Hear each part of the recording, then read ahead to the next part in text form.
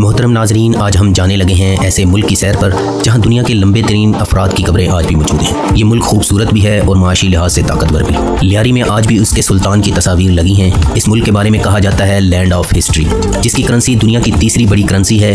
ملک امیر ترین ہے لیکن اونچی عمارتیں نظر نہیں آتی۔ سامری جادوگر کون تھا؟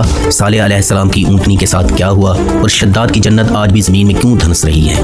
ان سب کے متعلق وہ باتیں شاید آج سے پہلے آپ نہ جانتے ہوں۔ چلیے جانتے ہیں اس ملک کے مزید حیرت انگیز حقائق کے بارے میں۔ دوستو، ویڈیو سٹارٹ کرنے سے پہلے آپ سے میں ایک بات کہنا چاہتا ہوں۔ آپ اس چینل پر نیو ہیں یا آپ نے ابھی تک ہمارا چینل سبسکرائب نہیں کیا تو سب سے پہلے سبسکرائب کا بٹن دبا دیجیے تاکہ آپ کو اور بھی ایسی ہی انفارمیٹیو ویڈیو ملتی رہیں۔ ویڈیو اچھی لگے تو ہماری حوصلہ افزائی کے لیے لائک کر دیں۔ عمان، جس کا آفیشیل نیم سلطنت آف عمان ہے، اور یاد رہے یہ دنیا کا واحد ملک ہے جس کا نام انگلش الفابیٹ او سے بنتا ہے۔ اور یہ بھی بات یاد رکھنے کی ہے، اردن کے شہر کا نام بھی عمان ہے اور پہلے اس خطے کا نام سلطنت آف مسقط و عمان تھا۔ کم ہی لوگ جانتے ہیں خلیجی ممالک میں سب سے زیادہ سیاحتی ریاست عمان ہے۔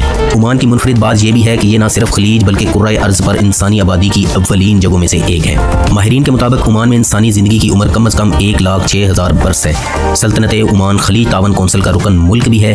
اس کا دارالحکومت مسقط ہے اور ملک کا سب سے بڑا اور عظیم ترین شہر بھی مسقط ہے جس کی آبادی 14,50,000 کے قریب ہے۔ یہ مشرق وسطیٰ کے قدیم ترین شہروں میں سے ایک ہے۔ ملک کا دوسرا بڑا شہر سلالہ ہے جو قدیم ترین شہر ہے۔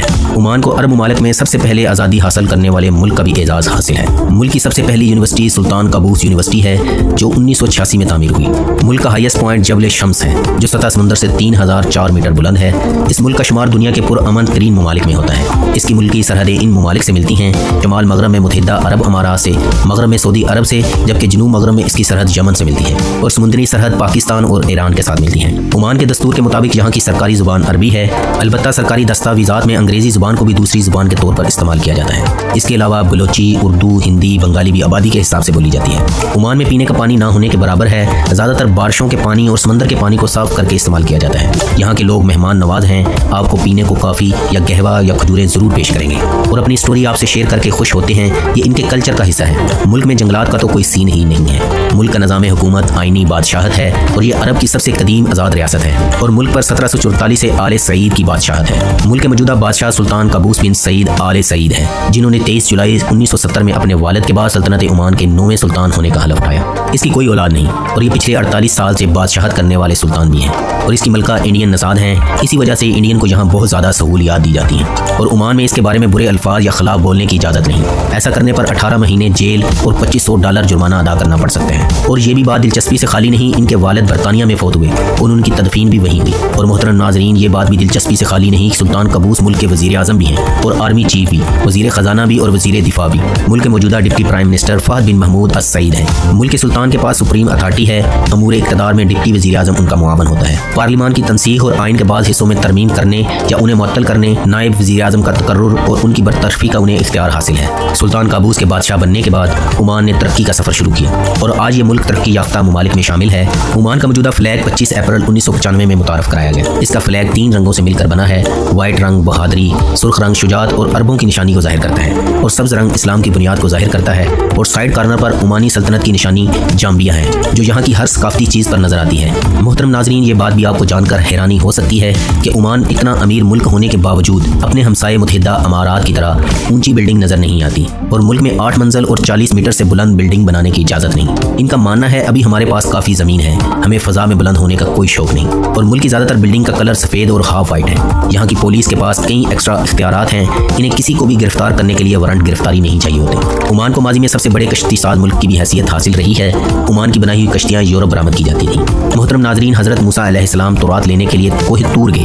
ان کے پیچھے سامری جادوگر نے بنی اسرائیل کو بچڑے کی پوجا پر لگا دیا۔ حضرت موسیٰ علیہ السلام نے سامری جادوگر کو ملک بدر کر دیا۔ سلالہ یمن کا حصہ تھا اور یہ حصہ جادوگری کا گڑھ تھا، چنانچہ سامری جادوگر یہاں آ گیا۔ لوبان جادو میں استعمال ہوتا ہے، یہاں آج بھی لوبان کے درخت کثرت سے پائے جاتے ہیں۔ سلالہ میں اس نے اپنا قلعہ اور جادو کی یونیورسٹی بنائی اور لوگوں کو جادو سکھانے لگا۔ وہ خواتین کے پاؤں کے نشان دیکھ کر ان پر جادو کر دیتا تھا اور وہ اپنے ہوش و حواس کھو بیٹھتی تھی۔ خواتین نے سامری کے کے جادو سے بچنے کے لیے چہرے پر ماسک اور لمبے برقعے پہننا شروع کر دیے۔ برقعے کا پہلو زمین پر گھستا رہتا تھا اور وہ زمین سے ان کے پاؤں کے نشان مٹاتا رہتا تھا۔ سلالہ کی خواتین آج تک لمبے برقعے اور چہرے پر خاص طرز کا ماسک پہنتی ہیں۔ سلالہ میں آج تک جادوگر بھی موجود ہیں۔ سامری جادوگر سلالہ میں فوت ہوا تھا، چنانچہ دنیا بھر کے جادوگر آج بھی سلالہ آتے ہیں۔ محترم ناظرین، عمان ایسا ملک ہے جہاں عمانی کم ہیں اور غیر ملکی زیادہ ہیں۔ ملک میں صرف 40% عمانی ہیں، 60% کے قریب پاکستانی، انڈین، سری لنکن، بنگالی اور فلپینی ہیں۔ عمان تاریخی اور روایتی طور پر خالص شدہ عرب گھوڑوں کے لیے مشہور ہے۔ عمانی یقین رکھتے ہیں گھوڑے ان کے ماضی کی ایک تصویر ہے، یہ ان کی جرأت، بہادری اور شجاعت کی عکاسی کرتا ہے۔ اس وقت گھوڑوں کی اعلیٰ ترین نسل عمان میں افزائش پاتی ہے۔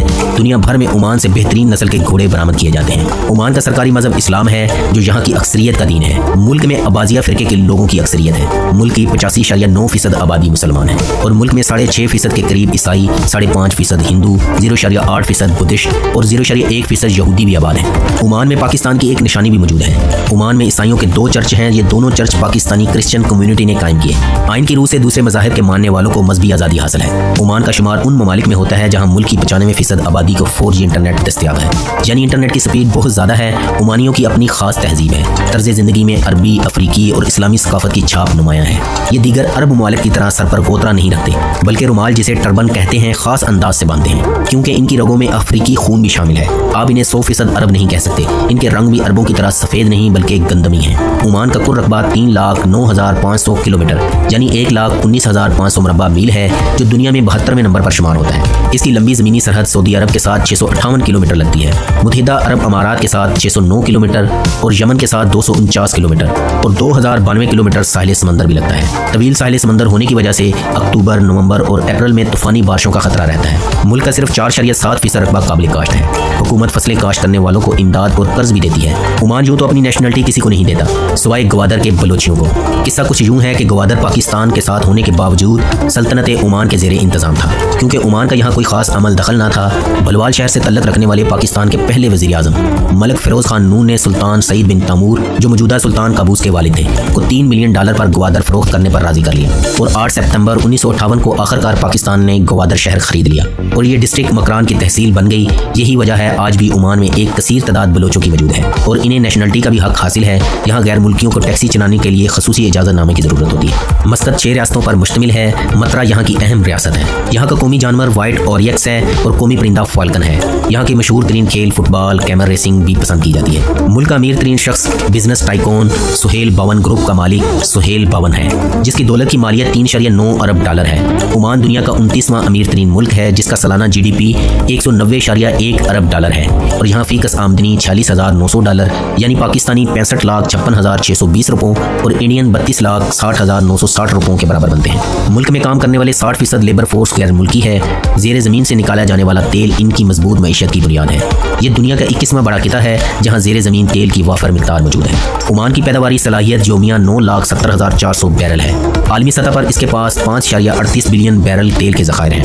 اس لحاظ سے یہ دنیا کا 21واں بڑا ملک ہے اور اس کے پاس 1.99 بلین کیوبک نیچرل گیس کے ذخائر بھی ہیں، جو دنیا میں 53ویں نمبر پر شمار ہوتے ہیں۔ پیٹرول کے علاوہ کاپر، گیس، کھجوریں، اونٹ، مچھلی اور کیمیکل مصنوعات کا بھی معیشت میں کلیدی کردار ہے۔ عمان چائنا، کوریا، UAE، سعودی عرب کو $103.3 ارب کا آئل، فش، میٹل، ٹیکسٹائل بھی ایکسپورٹ کرتا ہے اور UAE امریکہ، برازیل سے $24.12 ارب کی machinery, transport, food, livestock, lubricants import کرتا ہے۔ ملک کی 4.7% آبادی ایگریکلچر، 49.6% انڈسٹری اور 45% سروسز سے وابستہ ہے اور یہ ملک ہیومن ڈیولپمنٹ انڈیکس کے حوالے سے 48ویں نمبر پر شمار ہوتا ہے۔ عمان ایسا ملک ہے جو اپنی ضروریات کی تمام بجلی تیل سے بناتا ہے۔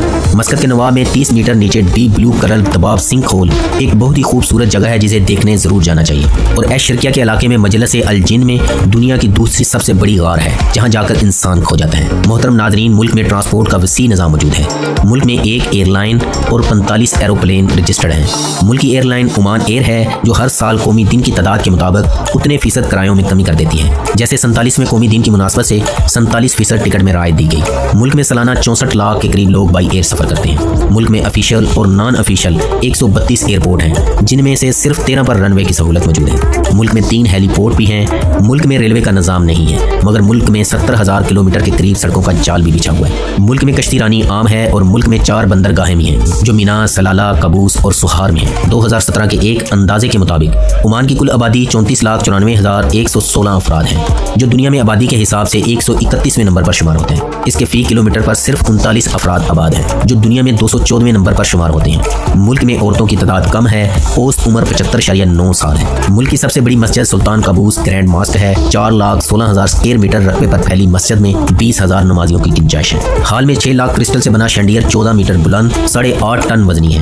اس کی لائبریری میں 20,000 سے زائد نایاب کتب موجود ہیں جسے دیکھنے دنیا بھر سے سیاح آتے ہیں۔ عمان کی سرکاری کرنسی عمانی ریال ہے۔ عمانی ریال آج کی دنیا میں زر مبادلہ کی سب سے مہنگی شرح رکھنے والے ممالک میں کویت اور بحرین کے بعد تیسرے نمبر پر شمار ہوتی ہے۔ عمان کا سب سے بڑا نوٹ صرف 50 ریال کا ہے اور ایک عمانی ریال تقریباً 2.60 امریکن ڈالر کے برابر ہوتا ہے۔ موجودہ ایک عمانی ریال پاکستانی 361.37 روپوں اور انڈین 181.65 روپوں کے برابر ہے۔ عمان صحت پر اپنے GDP کا 6.5% خرچ کرتا ہے اور ملک میں 1000 مریضوں کے لیے 1.92 ڈاکٹر اور 1.6 بیڈ دستیاب ہیں۔ عمان تعلیم پر اپنے GDP کا 6.2% خرچ کرتا ہے جو دنیا میں تعلیم پر خرچ کی جانے والی دولت میں 32ویں نمبر پر شمار ہوتا ہے۔ ملک کا لٹریسی ریٹ 93% ہے۔ اگر ملک کی تاریخ پر نظر دوڑائی جائے تو عمان کے علاقے دافور میں نوبیات نسل کے ہزاروں سال پرانے ٹول دریافت ہوئے ہیں اور یہ شہر حیرت قدوں کا ایک جہاں ہے۔ مغزل بیچ پر ایک ایسی جگہ بھی ہے جس میں مسلسل پانی ایسی خوفناک آواز کے ساتھ نکلتا ہے جیسے اس کے نیچے کوئی بلا قید ہے۔ حکومت نے اس پر دہاتی جنگلہ رکھا ہوا ہے اور ہر طرف خوف کا راج نظر آتا ہے۔ احقاف قوم عاد کا مسکن تھا۔ عربی میں ریت کے لمبے اور اونچے ٹیلوں کو حقف کہا جاتا ہے۔ یہ علاقہ یمن، سعودی عرب اور عمان کے سرحدی علاقوں کے درمیان بکھرا ہوا تھا۔ قوم عاد یہاں 8,500 سال قبل آباد تھی۔ ہدایت کے لیے حضرت ہود علیہ السلام کو بھجوایا گیا۔ شداد اس قوم کا بادشاہ تھا۔ وہ ایک وسیع سلطنت کا حکمران تھا۔ شداد نے جنت بنائی، اس نے شہد، دودھ اور پانی کی نہریں رواں کر دی۔ مماروں نے جب اسے جنت کی تکمیل کی اطلاع دی، وہ جنت کے دروازے پر پہنچا۔ ابھی اس کا ایک پاؤں زمین پر اور دوسرا گھوڑے کی رکاب پر تھا کہ ملک الموت آ گیا۔ اللہ تعالیٰ نے قوم عاد پر خوفناک آندیاں مسلط کر دی۔ وہ آندیاں 7 راتیں اور 8 دن چلتی رہیں یہاں تک کہ پوری قوم اپنے بلند ستونوں اور سونے اور چاندی کی عمارتوں اور شداد کی جنت سمیت زمین میں دفن ہو گئی۔ قوم عاد کا نشان تک نہ رہا۔ احقاف کا یہ علاقہ اس وقت عمان کے علاقے روب الخالی میں واقع ہے۔ اس کے آثار 1984 میں ناسا کی خلائی شٹل چیلنجر کو صحرا میں ریت سے 13 میٹر نیچے ایک شہر دکھائی دیا۔ اس پر کام شروع ہوا۔ وہ شہر پورے کا پورا گندک کے جوہڑ میں غرق تھا۔ یہ لوگ کئی سال گزرنے کے باوجود ریت میں گم شہر کی صرف ایک چٹان کھو سکے اور یہ چٹان شداد کی جنت کا سرا تھی۔ ماضی میں اس کا نام حجر موت تھا۔ یہ علاقہ ریت کی دلدل ہے اور اس میں جو بھی چیز گر جاتی ہے وہ چند لمحوں میں ریت میں دفن ہو جاتی ہے۔ شداد کی جنت آج کل ابار کہلاتی ہے۔ یہ ٹیلے ایک طرف سے سعودی عرب، دوسری طرف یمن کے بارڈر تک چلے جاتے ہیں۔ چٹان آج بھی آہستہ آہستہ نیچے کھسک رہی ہے، گویا آج 8,500 سال بعد بھی شداد کی جنت زمین میں دھنس رہی ہے۔ محترم ناظرین، عمان کے تاریخی ناموں میں سے ایک نام میگان بھی تھا جو یہاں تانبے کے گھر کے طور پر جانا جاتا تھا۔ 7ویں صدی میں یہاں اسلام پہنچا۔ 1145 میں نبانی خاندان کی حکومت قائم ہوئی۔ مشہور جہاز راں واسکو ڈے گاما ہندوستان کے سفر کے دوران یہاں بھی آیا تھا اور بعد ازاں 1507 میں پرتگالیوں نے مسقط پر قبضہ کر لیا۔ 1649 میں امام سلطان بن سیف نے پرتگالیوں کو شکست دی۔ ان سے حاصل ہونے والے بحری بیڑے کی بدولت سلطان نے زنزبار سے لے کر گوادر تک ایک وسیع سلطنت قائم کی۔ 1737 میں فارسیوں نے جارحیت کی اور بالآخر شکست کھائی۔ 830 میں ترکوں نے عمان پر حملہ کیا جسے سعید بن سلطان نے ناکام بنایا۔ 1853 میں سلطان نے دارالحکومت عمان سے زنزبار منتقل کر دیا۔ 1913 میں سلطان تیمور بن فیصل سلطان بنے اور علاقے کو مسقط و عمان کا نام دیا۔ مسقط کا حاکم سلطان اور عمان کا حاکم امام تھا۔ 1947 میں برصغیر کی تقسیم کے بعد سلطان نے برطانیہ کی مدد سے امام کو شکست دی اور عمان کو متحد کر دیا۔ 9 اگست 1971 کو صرف سلطنت آف عمان بن گئی۔ 7 اکتوبر 1971 کو اقوام متحدہ کا ممبر بن گیا۔ 6 نومبر 1996 میں ملک کا موجودہ آئین پاس ہوا۔ عمان ٹائم کے لحاظ سے پاکستان سے 2 گھنٹے اور انڈیا سے 2.5 گھنٹے پیچھے ہے۔ ملک میں ڈرائیو رائٹ سائڈ ہے، یعنی گاڑیاں دائیں طرف چلتی ہیں۔ اسٹیئرنگ لیفٹ سائڈ پر ہوتا ہے۔ ملک میں موبائل یوزر کی تعداد 52 لاکھ سے زائد ہے اور ملک میں انٹرنیٹ استعمال کرنے والے یوزر کی تعداد 28 لاکھ کے قریب ہے۔ اس ملک کی انٹرنیٹ ڈومین OM ہے اور ملک کا کالنگ کوڈ +968 ہے۔ ہوٹلنگ اور رینٹ کے متعلق چند معلومات۔ قدیم زمانے سے ہی سمندری غذائیں عمانیوں کے غذائی نظام کی بنیاد رہی ہیں۔ اس کے ساتھ بکری اور اونٹ کا گوشت بھی انہیں بہت مرغوب ہے، جس سے مختلف قسم کی ڈشیں تیار کی جاتی ہیں۔ ملک میں ہر طرف ہوٹل ریسٹوران ہیں جہاں حلال فوڈ ملتا ہے۔ رہائش کافی مہنگی ہیں، اگر تھوڑے فاصلے پر لیں تو کم پرائس پر بھی مل جاتی ہے۔ عمان میں جانے کے لیے آپ کے پاسپورٹ پر ویزا کی اسٹیمپ ہونی چاہیے۔ آپ اگر ویزا پر جانا چاہتے ہیں تو عمانی کمپنی یا وہاں کا رہائشی آپ کو اسپانسر کرے تو جا سکتے ہیں اور یورپی شہری ای ویزا کے ذریعے بھی جا سکتے ہیں۔